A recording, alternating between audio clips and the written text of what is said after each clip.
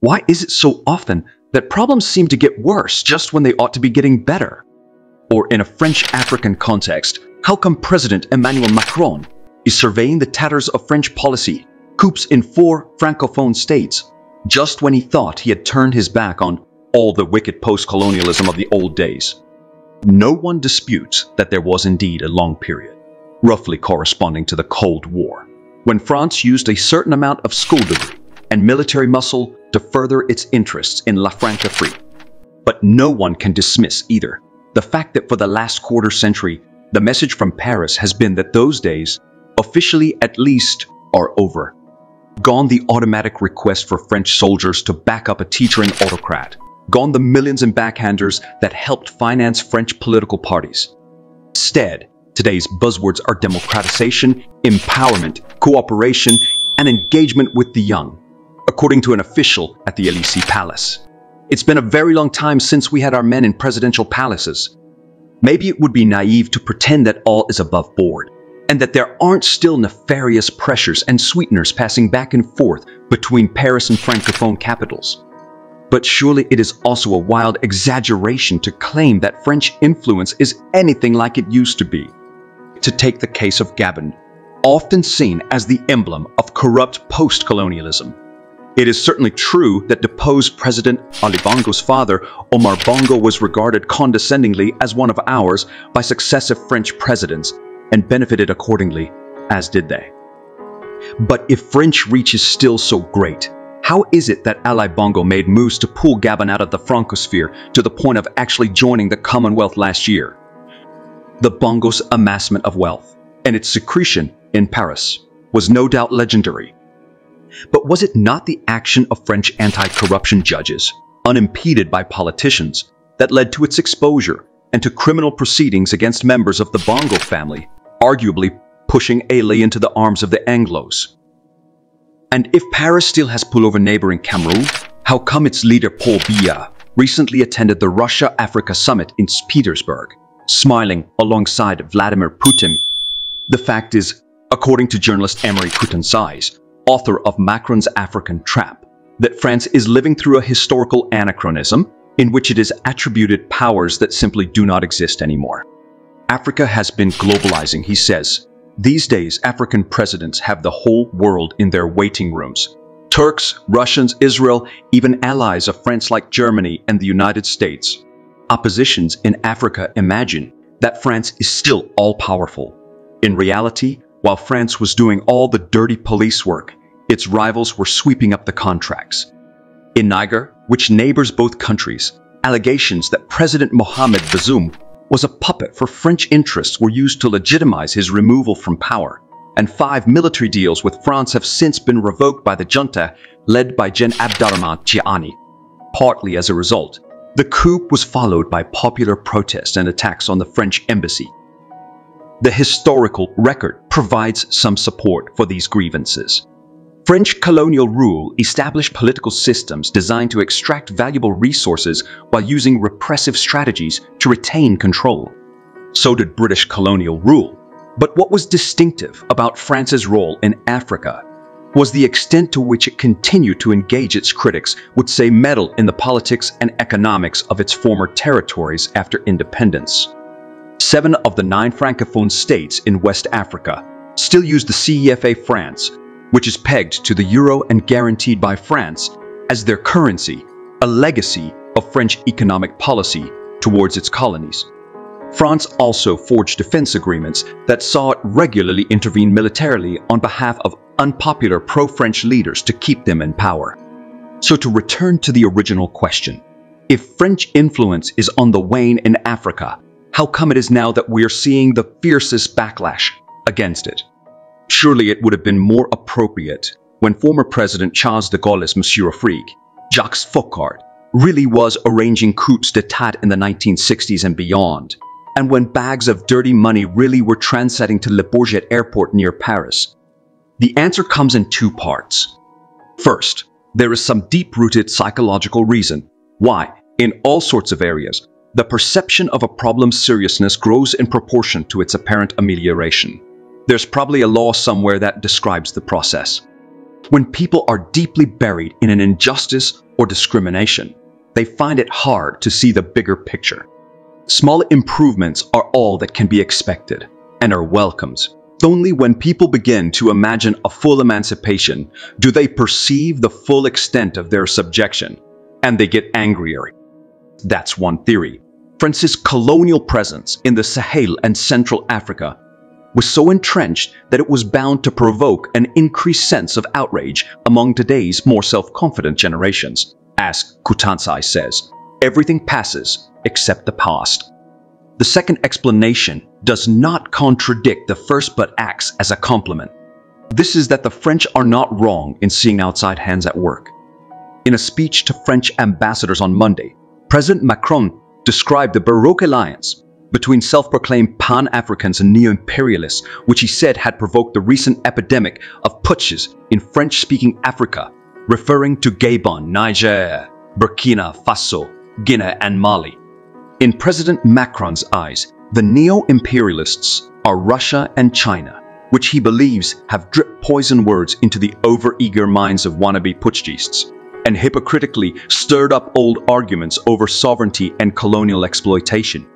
For him, France is in the Sahel, not for the sake of overpowering its former colonies, but because there is a terrorist threat and sovereign states asked us to help. To believe otherwise, he said on Monday, was to live in a world gone mad.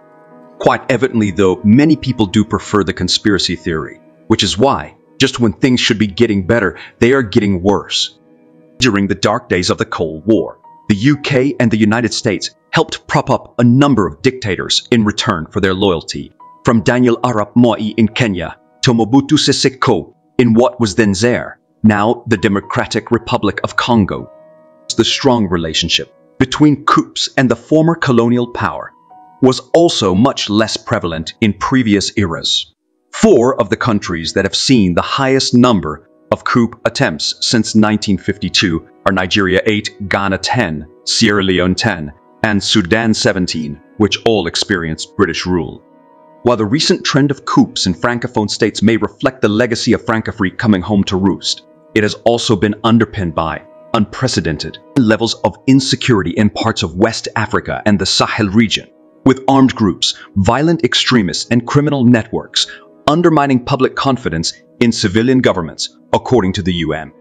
Each of the coups over the last 3 years has also been driven by a specific set of domestic factors that demonstrate the agency of African political and military leaders.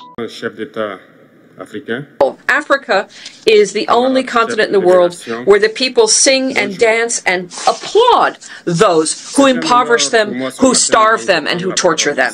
The misfortune of Africa is to have met France. End of quote.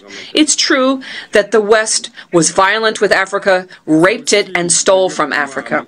So what is our share of the responsibility in all of this as African leaders? Is it not us, the African leaders, who have abandoned our identity? Our names have disappeared in order to make way for other names that do not match our realities. We need to reconquer our own culture and take ownership. And that's why today people try to make us believe that our values and our attitudes are not natural and are not part of freedom, and that there will never be a question of homosexuality for us. Let me repeat that. Homosexuality will not take root in our countries. Mr. President, now what's just been described are very unfortunate labels used by the UN that can be summed up as follows. 1.2 million people who are in the depths of poverty. $2.2 billion of the United States money invested in weapons, 20 times the budget of the United Nations invested into nuclear, and all of these should be compared to issues of development. Africa gets from the IMF and the World Bank $34 billion vis-a-vis $160 billion invested in the West. The paralysis of the Security Council, the paralysis of the World Trade Organization, increasing tensions due to geostrategic repositioning, The World Health Organization, which is increasingly dominated by Western pharmaceutical companies and trade interests. We see this, for example, with the priority attached in terms of trade to vaccines against COVID-19. The United Nations is more and more in the shadows of its own attempts of being taken hostage by a conglomerate of international powers. Now, by consequence of all this, the African people, generally speaking, and in the Sahel specifically, will fight tooth and nail so that ECOWAS and the African Union and even the United Nations become service institutions truly in the service of the peoples of the world for the profound emancipation of these peoples and true social progress. Because the lack of these organizations, their inefficiency, their lack of sincerity, their client-based decisions in variable geometry, their crimes, the promotion of bad governance, looting, social disorganization, and corruption all lead unfailingly to coup d'etats, which are then just consequences of all the aforementioned. So let's look at the root causes, which will disappear. If we continue with this, putting our heads in the sand like the ostrich, with this hypocritical form of diplomacy, with state-sponsored crimes and organized crime, state-sponsored lies, constitutional lies, and the making heads of state for Africa, even the United Nations will not be spared this coup d'etat. In this regard, and in order to take our destiny in our own hands, Mali, Niger, and Burkina Faso signed the Partnership of the States of the Sahel, which is abbreviated as the AES. The AES is an architecture that was set up to secure our countries by a treaty with revised authority for development, including the region of Lipto-Gourma. Taking into account the security situation and the lack of a partnership, what's at stake here is our own resources and working together in order to eradicate discontinuity in operational maneuvering.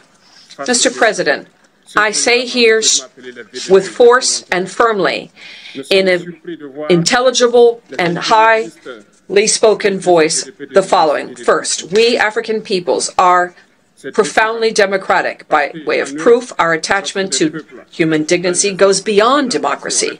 It transcends it. What we refuse is the lesser democracy, this trap of democracy, which has been extended. Electoral-based democracy, which turned out to be a way of controlling our states through playing musical chairs with the leaders, who are often imposters and corrupt, who steal and rape. Second, we Africans are today recognized in our dignity as people, in the sense of one person is equal to one person. The answer is no.